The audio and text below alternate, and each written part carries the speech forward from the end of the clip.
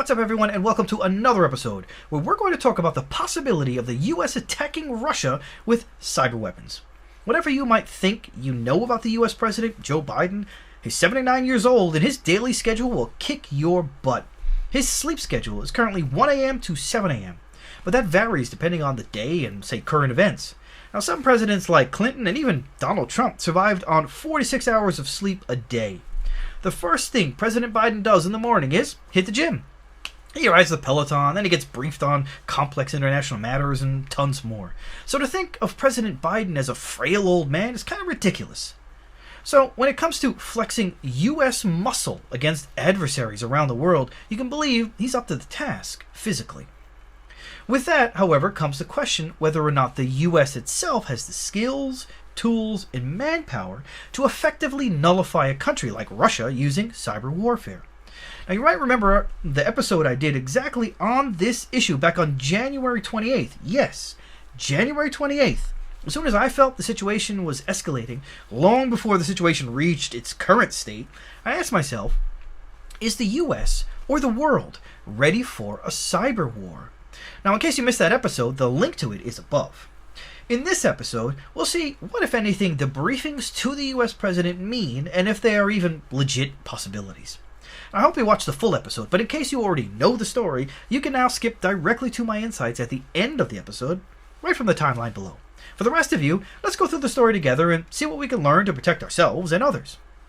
Oh, drat these computers. They're so naughty and so complex. I could pinch So, President Joe Biden has allegedly been presented with a menu of options for the U.S. to carry out massive cyber attacks designed to disrupt Russia's ability to sustain its military operations in the Ukraine. That's according to 4 people familiar with the deliberations and their discussions with NBC News. There are 2 U.S. intelligence officials, 1 Western intelligence official, and another person briefed on the matter say no final decisions have been made, but they say U.S. intelligence and military cyber warriors are proposing the use of American cyber weapons on a scale never before contemplated. Among the options, disrupting internet connectivity across Russia, shutting off electric power, and tampering with railroad switches to hamper Russia's ability to resupply its forces, 3 of the sources said. You could do everything from slow the trains down to have them fall off the tracks, a person briefed on the matter said. The sources said the options presented include preemptive responses to Russia's invasion of the Ukraine, irrespective of whether Russia launches its own cyber attacks on the U.S. in retaliation for sanctions. They said most of the potential cyber attacks under considerations are designed to disrupt but not destroy, and therefore fall short of an act of war by the United States against Russia. They say the idea is to harm networks, not people. Congratulations, you're doing a great job by wanting to learn about the options the U.S. has to wage cyber attacks against Russia. I appreciate your support by watching my episode about it.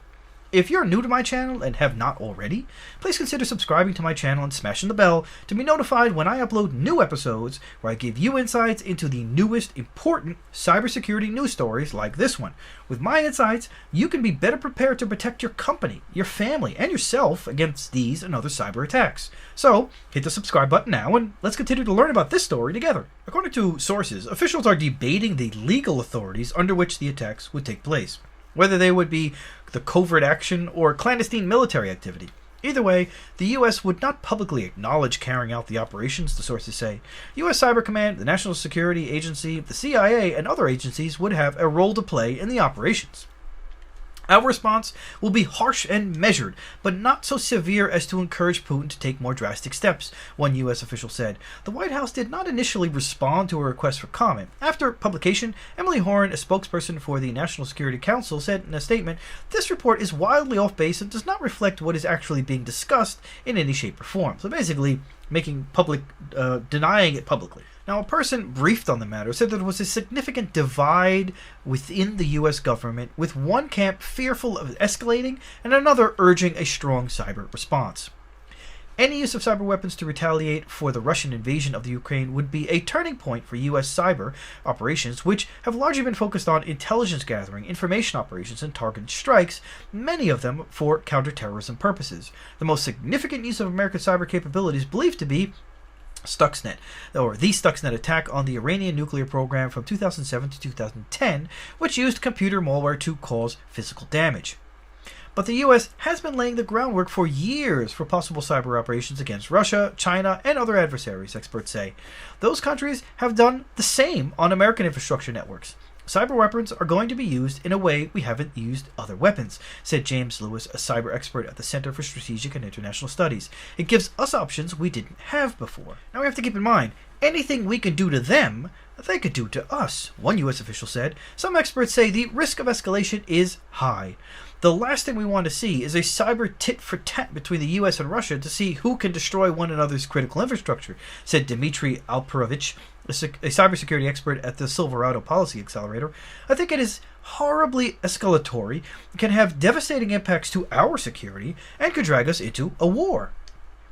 Cyber expert John Confrancesco said a digital 9/11 is unlikely, but that the Russians would likely make very strategic attacks against parts of our infrastructure that impact everyday Americans, like driving up the price of gas. This is standard Russian operating procedure. We have to start behaving as though cyberweapons are in fact weapons, said Confrancesco, who is vice president for government at Fortress Information Security. They can bring the attack home, and we need to be prepared for that. So, what can we learn? Well, there have been some developments even in the last couple of days that potentially make it completely unnecessary for the U.S. cyber defense departments to even lift a finger.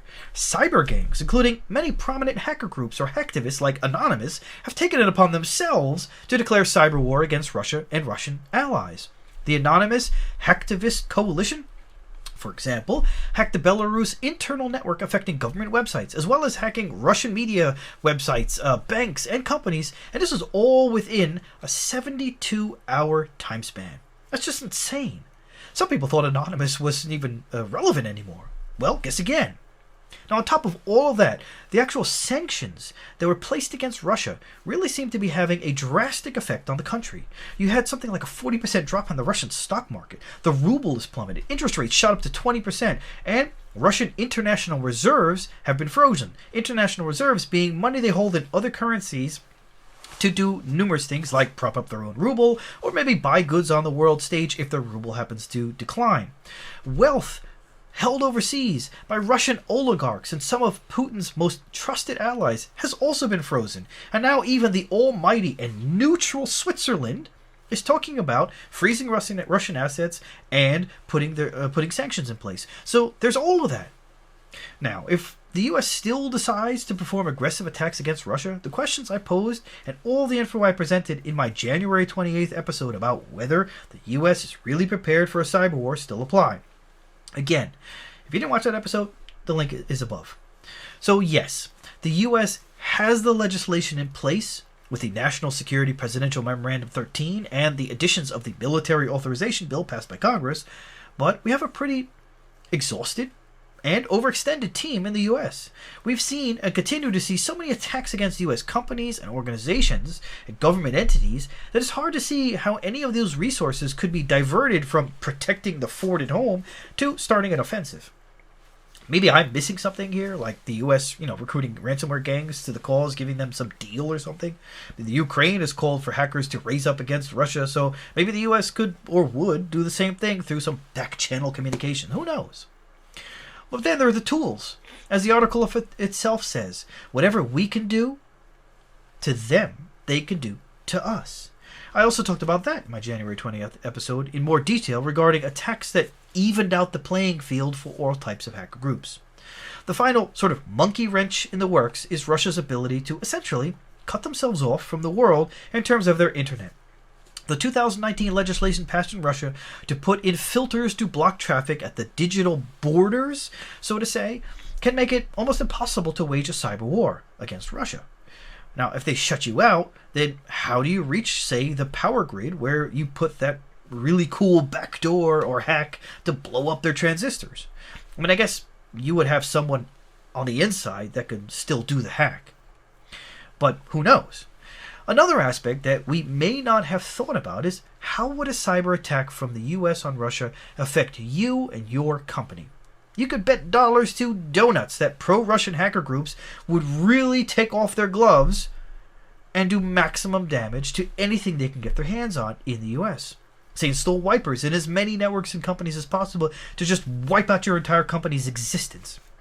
Now, if that does not stress the importance of your cybersecurity plans, your backup policies, as well as the need to regularly monitor your networks to what I like to call the digital fortress, then I don't know what does. Let's see how this plays out and try to be prepared for ourselves for the aftermath, at least. With that, I say thanks again for watching. Don't forget to share and subscribe if you haven't already, and smash the bell if you haven't already. And I'll see you on the next episode. Take care.